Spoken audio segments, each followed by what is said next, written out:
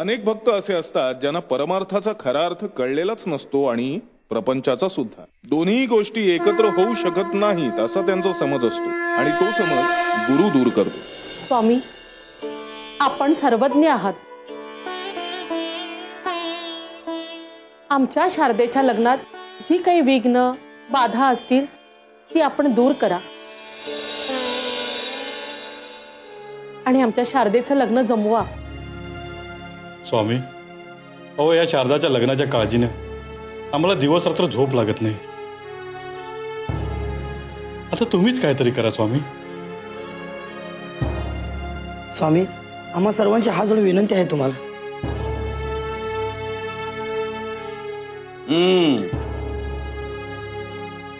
तुमच्या सगळ्यांच्या मनात काय आहे ते आम्ही सगळं जाणतो. काही माणसं डोळे मिटून झोपेचं सोंग आणतात. लोकांना वाटतं ते झोपलेत. ते जगाला फसवू शकतील, पण आम्हाला फसवू नाही शकणार. त्यांना कमरेत लाथ घालून जागा करावं लागतं. मग त्यांना जाग आल्याशिवाय राहत नाही. स्वामी, आपण का उठलात? शारदा नैवेद्याचं ताट घेऊन येते. नको,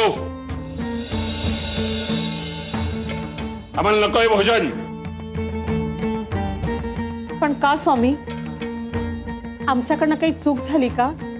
तूच म्हणाली होतीस ना शारदेच्या लग्नाच्या आड येणाऱ्या गोष्टींचा बिमोड करा म्हणून. आता शारदेचं लग्न जुळलं की नंतरच येऊ आम्ही भोजनाला तुमच्याकडे.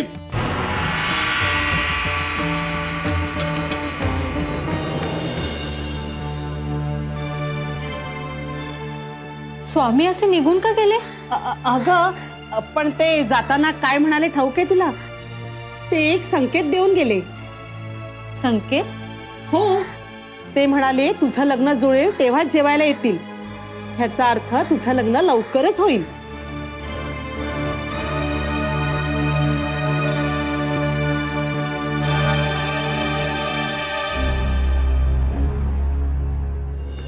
आपल्याला मुलीला काय विचारायचं असेल तर विचारा.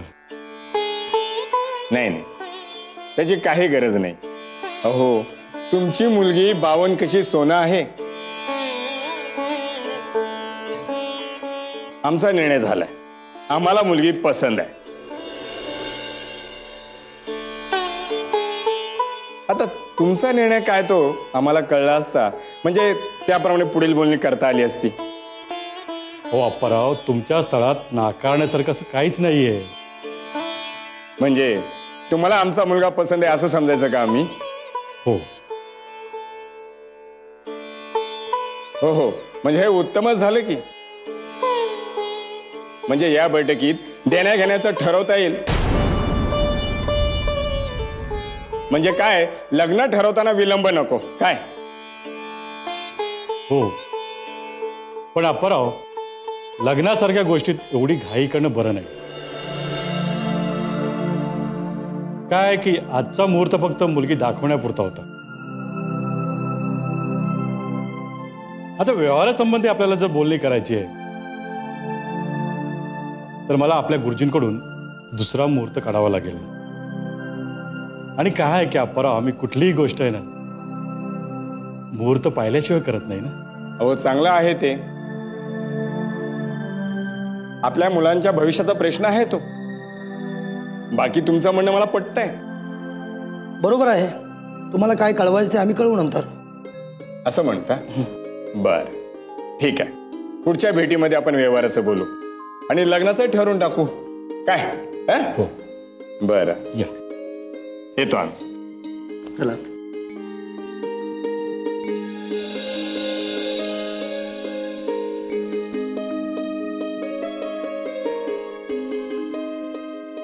बरं, येतो आम्ही.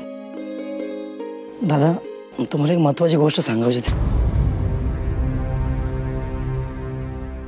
पण काय सांगावं ते माझं मलाच कळत नाही. अहो, कोणती गोष्ट? काय म्हणायचंय तुम्हाला? हे बघा, तुम्ही फार सज्जन आणि खूप चांगली माणसं आहात. तुमच्याशी खोटं बोलणं म्हणजे मला खूप मोठं पाप लागेल. अहो, असं कोड्यात बोलू नका. जे काय सांगायचंय ना ते अगदी स्पष्टपणे सांगा. अहो, तुम्हाला मला एक सत्य सांगायचंय. सत्य? हो, खरं म्हणजे माझ्या बहिणीला म्हणजे शारदाला दम्याचा त्रास आहे. हो, आणि खूप औषध उपचार केले हो, पण काहीच उपयोग झाला नाही हो. अहो, काय सांगताय काय तुम्ही? अरे बापरे. अहो, खरं म्हणजे मला कल्पना ही ऐकल्यावरती तुम्हाला धक्का बसला असणार. तिच्याकडे पाहून कोणालाच असं वाटणार नाही की तिला हा रोग आहे म्हणून. पण खरं म्हणजे तिला एकदा धाप लागली ना की खूप भयंकर अवस्था होती हो तिची. आणि आम्हालाच माहिती आहे हो तिला काय त्रास होत होतो. म्हणजे याचा अर्थ एका दम्याकरी मुलीशी माझ्या मुलाशी लग्न लावून देणार होता तुम्ही? अहो, असं नका बोलू माझ्या बहिणीबद्दल. अहो शारदा आम्हा सर्वांची लाडकी आहे हो, आणि तिथं चांगल्या घराण्यात लग्न हो हीच आमच्या मनापासून इच्छा आहे हो. अरे पण तुझ्या बहिणीच्या सुखासाठी माझ्या मुलाचा बळी घेणार होतास का तू? हा, बरं झालं तुला सुबुद्धी झाली आणि खरं काय तू आम्हाला सांगितलंस. हे बघ मला काय ऐकायचं नाही. हे लग्न मोडलं. चला हो. अहो दादा, अहो माझं ऐकून तरी घ्या हो दादा.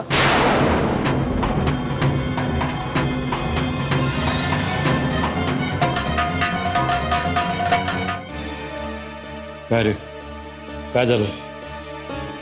जे होऊ नये असं वाटत होतं ना ते झालं. हं? ती मंडळी लग्न मोडून गेली. काय? हा, जे आजवर होत आलं तेच पुन्हा झालं. बिचारी शारदा, कायम तिच्या बाबतीत असंच होत असतं हो. दैव अगदी तिच्या पाठीशी हात धुवून लागले. अगं, जे नशिबात होतं ना तेच झालंय.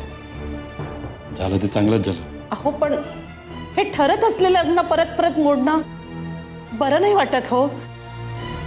अगं, इथं बरं वाटण्याचा प्रश्न नाही आहे, इथं बरोबर करायचा प्रश्न आहे. माझ्या आईने मरताना हे घर शारदाच्या नावावर केलं.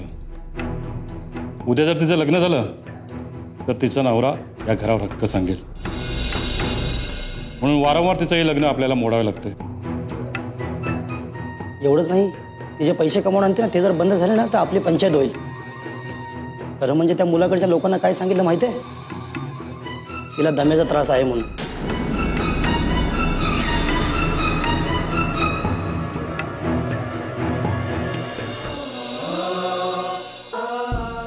स्वामी, अहो पायाखालची जमीनच सरकावीत अशी अवस्था झाली हो माझी. माझे सख्खे आई बाबा भाऊ त्याचं सत्य माझ्या समोर आलंय हो. हो, केवळ माझ्यामुळे मिळणाऱ्या फायद्यासाठी मला सांभाळतात ते. माझ्यावर प्रेम असल्याचं नाटक करतात. स्वामी, अहो माझ्या माणसांचा किती अभिमान होता मला. ते सर्व आपली किती काळजी घेतात. आपण त्यांच्या काळजाचा तुकडा आहोत असं वाटायचं मला. आणि त्यांच्याच मनात माझ्यासाठी हे असं काळं मेरं. शारदे,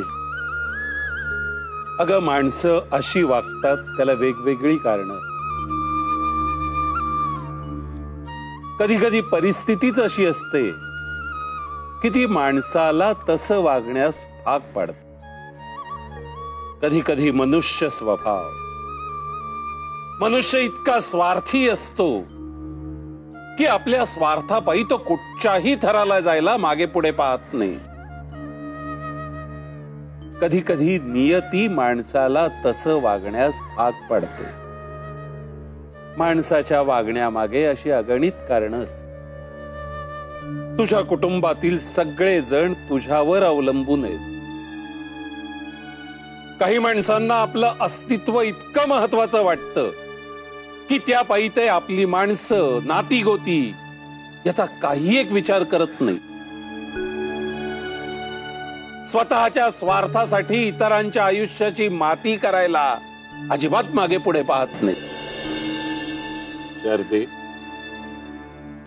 पोरी तू आता घरी जा. जे जे होईल ते ते पाहत राहा. शेवटी सगळं काही चांगलं होणार आहे.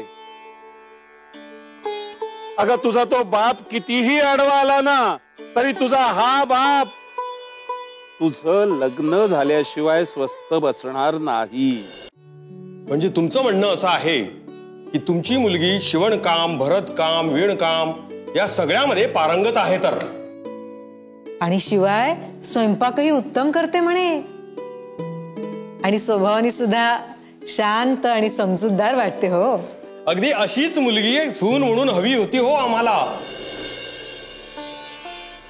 काय रे शरद, तुला मुलगी पसंत आहे ना? तुमची दोघांची पसंती तीच माझी पसंती.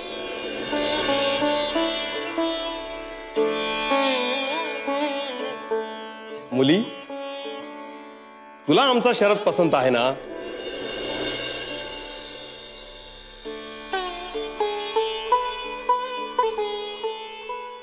चला, म्हणजे दोघही एकमेकाला पसंत आहेत. म्हणजे आपल्याला आता पुढची बोलणी करायला हरकत नाही काय? हो हो, बोलू की. पण आता पण नको आणि परंतु नको. हे बघा, आम्हाला काय अपेक्षा आहे हे मी तुम्हाला सांगतो.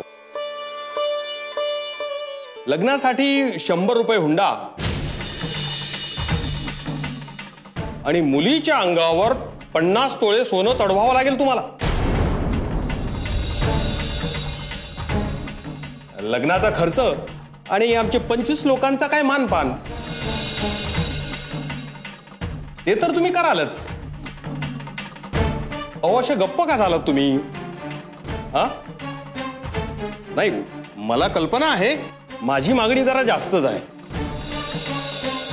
आता मुलगा एवढा चांगला शिकलेला, सवरलेला,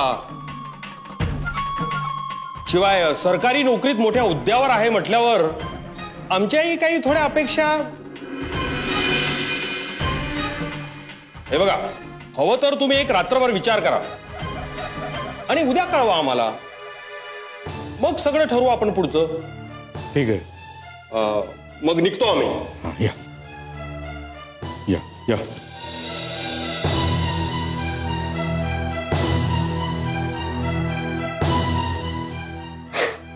अगं अगं शारदे, असं काय सगळं संपल्यासारखं रडतेस? रडू नकोस, आम्ही आहोत ना. आम्ही तुझं लग्न ह्याच मुलाशी लावून देऊ. हो, त्यांच्या मागण्या जरा जास्तच आहेत, पण तुझे बाबा करतील ना ते सगळं पूर्ण. तू रडू नकोस, आम्ही लग्न ह्याच मुलाशी लावू. हो तुझं ओगी ओगी. बाबा, आता करायचं तरी काय? हे लग्न मोडच तरी कसं? एक कारण समोर दिसतंय. त्या लोकांनी खूप मागण्या केलेल्या आहेत. तेच कारण बनव ना लग्न मोडण्याचं. सांग, आम्ही एवढी मोठी रक्कम देऊ शकत नाही म्हणून. बाबा, ही कल्पना चांगली आहे. आमच्या मागण्या मंजूर आहेत तुम्हाला? तर केव्हाचा मुहूर्त धरताय? हे बघा, माफ करा मला, पण तुमच्या मागण्या पूर्ण करणं म्हणजे आमच्या आवाक्याबाहेरचं आहे. हो, म्हणजे मग हे लग्न मोडलं म्हणून समजा. काय रे, काय म्हणाली मुलाकडची मंडळी? हुंड्याची रक्कम कमी करायला तयार झाले ना ते? काय सांगू बाबा तुम्हाला, उलट त्या लोकांनी अधिकच रक्कम वाढून मागितलेली. आणि खरं म्हणजे बाबा, आपण किती जरी जोर लावला ना त्याला, तरी त्यांच्या मागण्या पूर्ण करू शकत नाही आपण. नाही नाही, असं म्हणू नकोस तू. आपण त्यांच्या मागण्या मान्य करायचंच. त्यासाठी आपल्याला काही विकावं लागलं तरी चालेल. बस झालं आता. आता शेंडी तुटो नाहीतर पारंबी. मी या शारदेचं लग्न त्या मुलाशीच लावून देणार.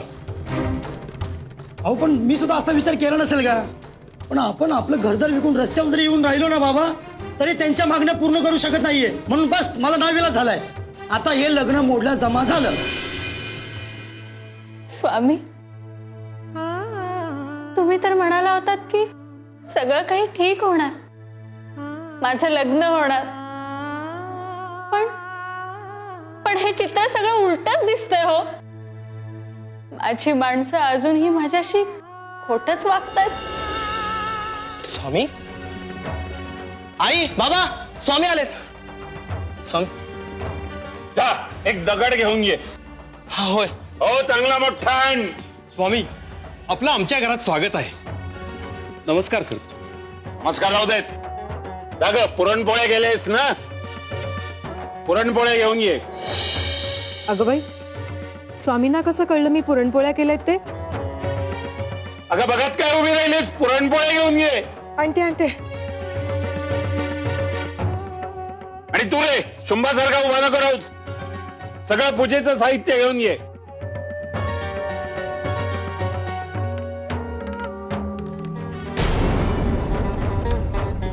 स्वामी, स्वामी, ठेव इकडे तो दगड.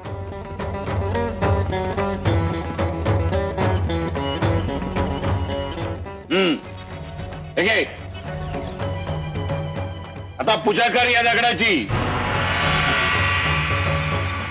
ठेव त्या पोळ्या आणि जा घरातले सगळे दागिने घेऊन ये. जा आणि जा दागिने घेऊन ये. हो स्वामी, आणते. आणि तू रे, हो स्वामी. जा एक चांगलंस उपकरण घेऊन ये. हो हो, आणतो. तू काय बघत बसलायस? त्या दगडाची यथासांग पूजा कर. हो. वाहा हळद कुंकू, वाहा हार घालतो.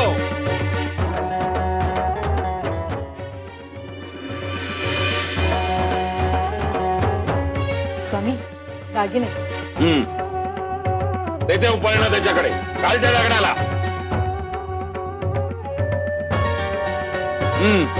तू ग ते सगळे दागिने घालायचे दगडाला. घाल घाल.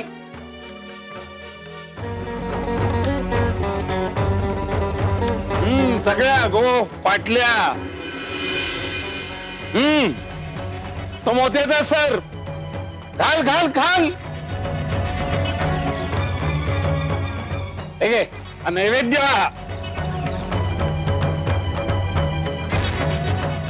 पण हे काय चाललंय सगळं?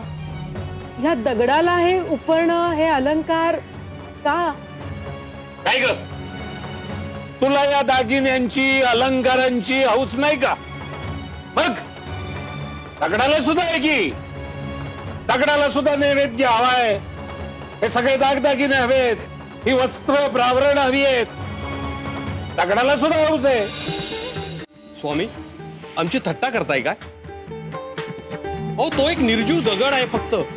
काय रे, मनुष्य मेला की त्याचं काय होतं? निष्प्राण, निर्जीव, या दगडासारखा. अरे मग असं असताना या सगळ्या ऐहिक गोष्टींचा अभ्यास कशासाठी? पण नाही, माणसाची हाव काही सुटत नाही. मुलाचं लग्न करायचंय, हुंडा हवा, पैसा हवा. अरे पैसा बघायचा की सुयोग्य मुलगी पाहायची. अरे सुयोग्य वधू ज्या घरात पाऊल ठेवते त्या घराचा स्वर्ग करते. बघ, लग्न करताना सुयोग्य मुलीची निवड महत्वाची का हुंडा महत्वाचा? अरे लोभाच्या मोहाच्या पाशात अडकल्यावर कोणाचंच कल्याण होत नसतं. कारण हा लोभ, हव्यास हा कधीही संपणारा नसतो. तो समाधानाची तृप्ती कधीही देत नाही. आता तरी डोळे उघडा आणि शारदेसारखी लक्ष्मी घरात आणा. घराचं नंदनवन फुलू द्या. समजलं? मला आता लग्नच नाही करायचं. शारदे, लग्न करायचं नाही असं काय म्हणतेस बाळा? स्वामी, हो माझ्या आई बाबांना माझं लग्न होऊ नये असं वाटतंय. हो, त्यांना वाटतं माझ्या लग्नानंतर मी त्यांच्यापासून घर हिरावून घेईन. माझी कमाई बंद होईल. स्वामी, हो कन्यादानाचं पुण्य सर्वश्रेष्ठ मानलं जातं ना. पण माझ्या आई बाबांना त्या पुण्यापेक्षा इतर गोष्टी जास्त महत्वाच्या वाटतात. आणि म्हणूनच त्यांना माझ्या लग्नात मोडता घालण्यासाठी रोज आटापिटा करावा लागतो. स्थळं शोधायची आणि कारणं काढून लग्न मोडायचं. त्यांना कशाला हा त्रास? म्हणून मीच ठरवलंय, मला लग्न करायचंच नाही. त्यांना जे हवंय ना ते सगळं त्यांच्या हवाली करेन मी. ऐकलं? काय सांगते तुमची मुलगी?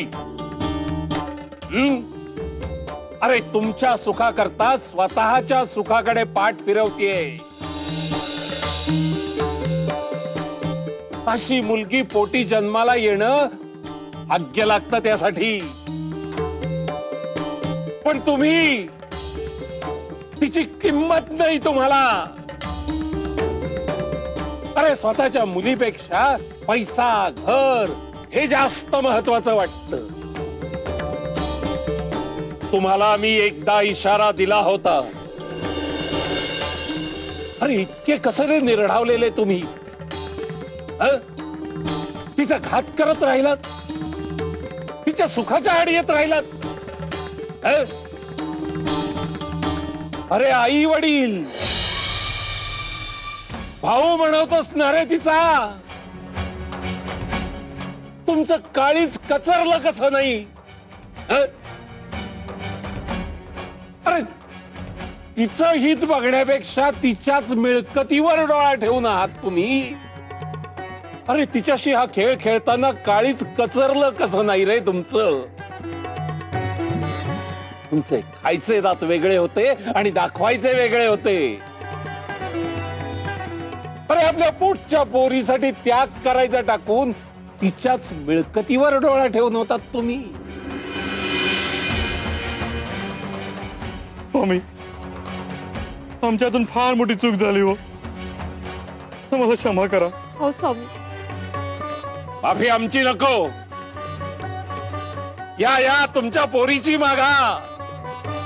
पुरी आम्हाला माफ कर ग. होय पुरी, आम्ही खरोखरच तुझे गुन्हेगार आहोत ग.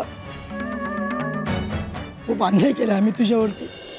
शारदे, अगं पुरी, तू आम्हाला माफ केलंस हे एकदा तरी तुझ्या तोंडातून आम्हाला ऐकू दे ग.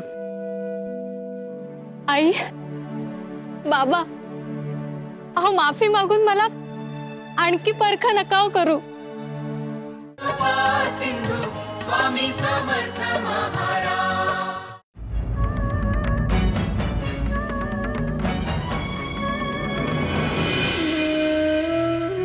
आई बाबा, तुम्ही सर्व वयाने माझ्यापेक्षा मोठे आहात. माझे जन्मदाते आहात. मी तुम्हाला काय माफ करणार? पण फक्त एकदा बोलला असतात ना तरी सगळं काही केव्हाच तुमच्या नावावर करून दिलं असतं. वाईट एकाच गोष्टीचं वाटतं, तुम्ही मला इतकं परक आणि पोरक करायला नको होतं. तुझं मन दुखवणं स्वाभाविक आहे ग. आम्ही तुझा विश्वासघात केलाय, तुझ्या भोळ्या मनाचा फायदा उठवलाय. पण वाटतं पोरी, एकदा तरी तू आम्हाला माफ करावं, म्हणजे आमच्या मनावर असलेलं अपराधीपणाचं ओझं थोडं तरी कमी होईल का? शारदे, अगं पुरी, तू आम्हाला माफ केलंस हे एकदा तरी तुझ्या तोंडातून आम्हाला ऐकू दे ग. आई, बाबा, अहो माफी मागून मला आणखी परख नका करू. वडीलधाऱ्या माणसांनी अशी मान तुकवलेली मला नाही हो पाहवत. जे काही झालं ते आपण सर्वजण विसरून जाऊ. स्वामी, मलाही तुमच्याशी काही बोलायचंय. मला शारदाशी लग्न करायचंय. आज तुमच्या कृपेमुळे माझी परिस्थिती उत्तम आहे. मला कशाचीही कमी नाहीये स्वामी. माझी शारदाच्या आई वडिलांकडून कसलीही अपेक्षा नाहीये. उलट लग्नानंतर तिच्या घरावर किंवा पैशावर मी कसलाही हक्क दाखविणार नाही. तसं मी तुम्हाला वचन देखील देतो स्वामी. फक्त तुमचा हात माझ्या पाठीशी असू द्या. स्वामी, आपला आशीर्वाद असावा.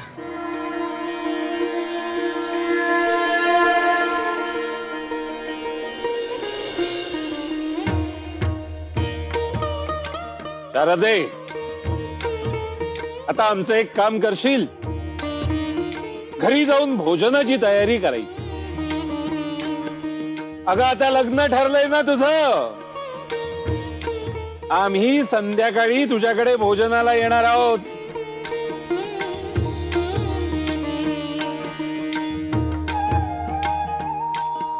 येऊ नकोस, मी तुझ्या पाठीशी आहे. काय चोळ्या, कसा काय चाललाय तुझा प्रपंच? अगदी उत्तम चाललाय. आणि स्वामी, आपण असताना आम्ही आपल्या प्रपंचाची चिंता कशाला करायची? प्रपंच आणि परमार्थ याची कशी उत्तम सांगड घालायची हे आपणच आम्हाला सातत्यानं सांगत असता. हो, आणि ह्याच विषयाबद्दल अजून ऐकायची आमची इच्छा आहे. ठीक है, सुनो. जरूर बताते हैं, गौर से सुनो. सोळ्या, आमचे काही भक्त म्हणतात की आम्ही प्रपंचात राहून परमार्थ करतो. म्हणतात म्हणजे करतात काय? दिवसातून एकदा देवपूजा करतात. ती देवपूजा केली की त्यांना वाटतं की आपलं कर्तव्य संपलं. मग उरलेल्या 24 तासात त्यांना देवाची आठवण होत नाही. आम्ही असं नाही म्हणत की तुम्ही दिवसाचे 24 तास देवासमोर नाक घासत बसा. अरे पण परमेश्वराचा विसर पडणार नाही याचं भान ठेवा. याच्या उलट काही भक्त त्यांना वाटतं की प्रपंच आणि परमार्थ या दोन्ही गोष्टी एकाच वेळी होऊ शकत नाही.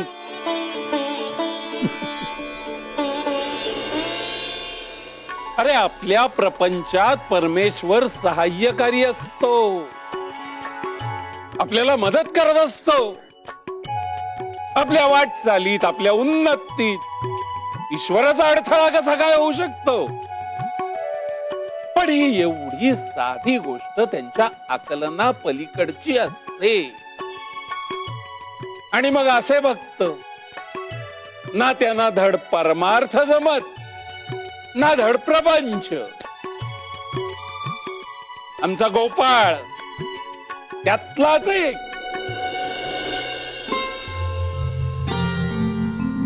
अगं सुलू, आवरलं का तुझं? हो आई, झालंच. अगं एवढ्या अशा कामासाठी एवढा वेळ लावायला लागलीस तर उद्या सासरी गेल्यावर कसं होणार तुझं? काय ग आई?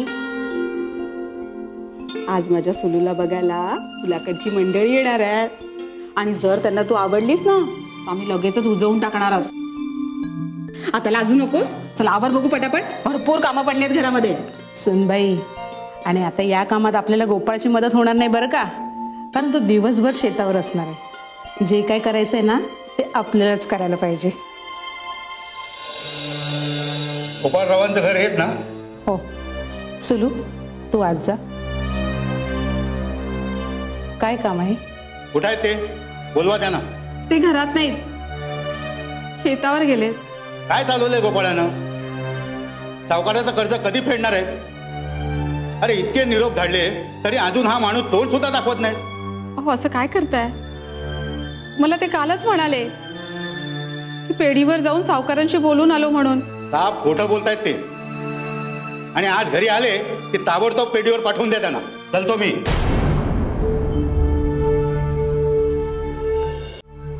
काकू, शेतात गुरं शिरलीत. अख्ख्या पिकाची नाशाडी केली. चला चला लवकर चला, नाही तर अख्खं पीक हातून जाईल. अरे आमच्या शेतात? अरे गोपाळ आहे ना तिथे, मग तो काय करतोय? गोपाळ काका, अहो गेले कित्येक दिवस ते शेतावर आले सुद्धा नाहीत. शेतावर आले नाहीत? मग हे गेले तरी कुठे? मला नाही माहित. आई, तुम्ही काळजी करू नका, मी बघून येते.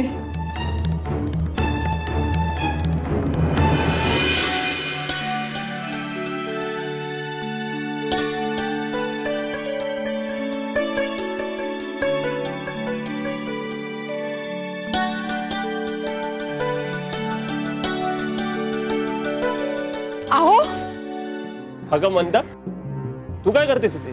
तिथे शेतात गुरं शिरली, संपूर्ण शेताची नासाडी झाली. हो, तुम्हाला माहितीये ना आपल्या डोक्यावर कर्ज आहे. तिकडे सावकाराची माणसं सुद्धा आज घरात आली होती. आम्ही बायका माणसं किती तोंड देणार? पण तुम्हाला काही आहे का त्याचं? खरं सांगू का मंदा, मला घर, शेत, संसार यात आता काही रस उरला नाही. अहो, अशी ही विरक्तीची भाषा करून कसं चालेल? संसाराच्या कितीतरी जबाबदाऱ्या पार पाडायच्या तुम्हाला. अगं मंदा, मला परमार्थाखेरीज आता दुसरं काही दिसत नाही. प्रपंचात आता काही अर्थ नाही.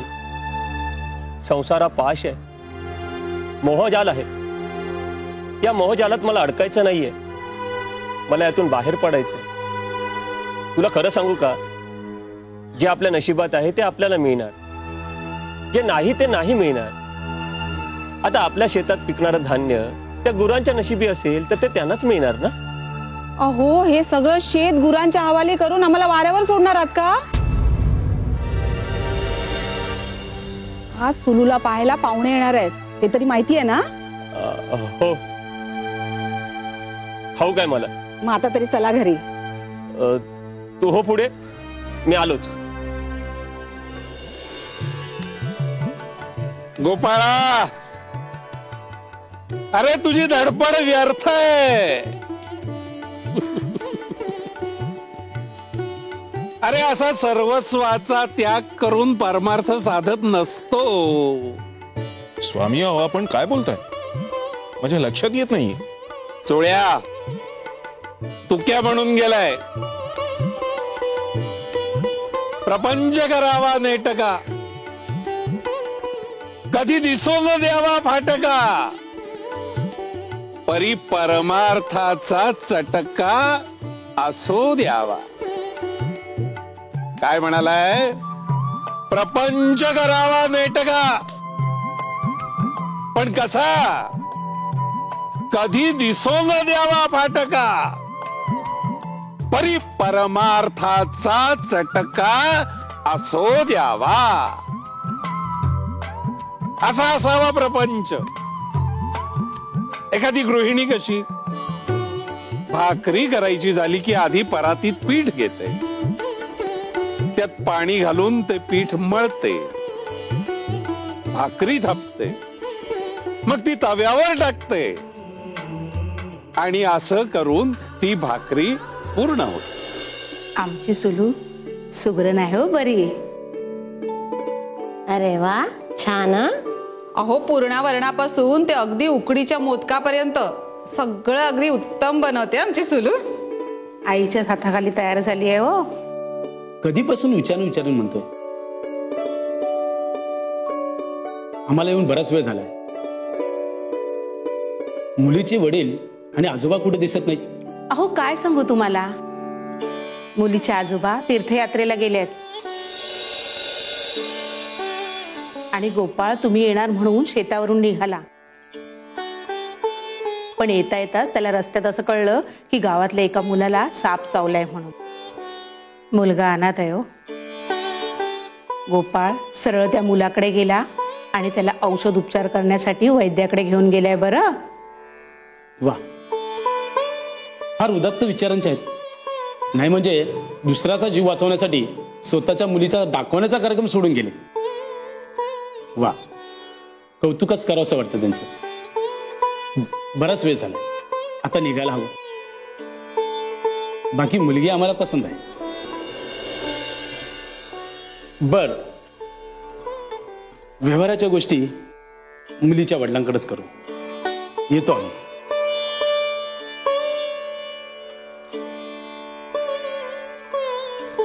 आजी, बाबा शेवटपर्यंत आलेच नाहीत ना?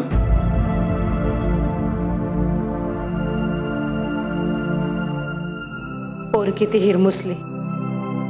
दाखवण्याच्या कार्यक्रमाला वडीलच नाहीत. असं वाटलं होतं आज तरी येईल. तुला म्हणाला होता ना दुपारी येतो म्हणून, तेव्हाच तू त्याला आणलं पाहिजे होतंस. माझ्या परीने किती सांगितलं मी, पण त्यांनी ऐकायला हवं ना. काय म्हणावं या माणसांना. गोपाळचे वडील संन्यास घेऊन निघून गेले आणि तेच खूळ आता मुलाच्या डोक्यात आहे. परमेश्वरा, तूच आता त्यांना सद्बुद्धी दे.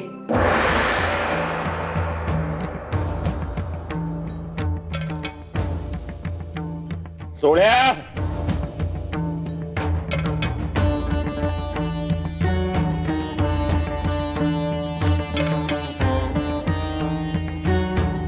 स्वामी, असाच तासगावला जा. आमचा एक भक्त एका व्याधीने त्रासलेला आहे. त्याला हे औषध नेऊन दे आणि त्याला आमचा निरोप सांग. बरा झालास की आमच्या दर्शनाला ये. जशी आज्ञा स्वामी. जा. शिव हर शंकर नमामि शंकर शिव शंकर शंभो. हे गिरिजापती भवानी शंकर शिव शंकर शंभो शंभो शंभो शंभो.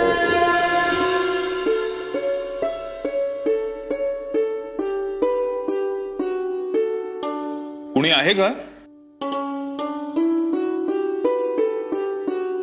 नमस्कार, मी चोळप्पा. स्वामींनी हे औषध दिलंय आपल्या यजमानांसाठी. हे औषध त्यांना द्या, म्हणजे त्यांना बरं वाटेल. आणि काळजी करू नका. अहो, साक्षात स्वामी पाठीशी असताना घाबरण्याचं काही कारणच नाही. पण या आजारातून ते लवकर बरे झाले की स्वामींनी दर्शनाला बोलवलंय म्हणून त्यांना जरूर सांगा. येतो. हो गोपाळराव, अहो काय विसरलात की काय आम्हाला? अहो, तुम्हाला कसा विसरेन मी? विसरायचं म्हटलं तरी सुद्धा विसरून देणार नाही आम्ही. आणि काय हो, किती निरोप पाठवायचे तुम्हाला? अहो, एकदा तरी सावकारांना भेटून जा. अहो पण हे काही नाही. कर्जाची रक्कम केव्हा फेडताय तेवढं सांगा. अहो, कर्ज कुठून फेडणार मी? पुरतं कफल्लक झालोय. अहो, तुम्हाला देण्यासाठी माझ्यापाशी काही नाहीये. हो, काही नाही. ठीक आहे, बोटात अंगठी आहे, गळ्यात सोन्याचा छडा आहे आणि जमीन पण आहे तुमची आणि म्हणे कफल्लक. द्या, ते काढून द्या. चला, दोन्ही काढून द्या.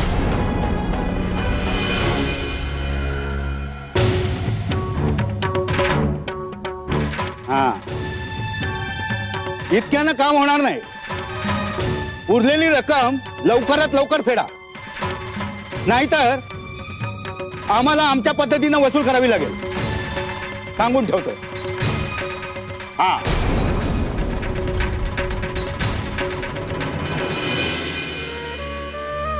नमस्कार. आपण ओळखत नाही एकमेकांना, पण तुम्ही चांगल्या घरातले दिसताय. आणि तो माणूस काही बरा वाटत नव्हता. अगदी राहवत नाही म्हणून विचारतो, हा काय प्रकार आहे? कोण होता तो माणूस? तो सावकाराचा माणूस होता.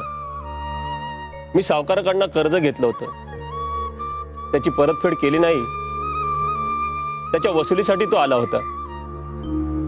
तसा मी चांगल्याच घरातला आहे, परंतु वाईट परिस्थितीला सामोरं जावं लागतंय.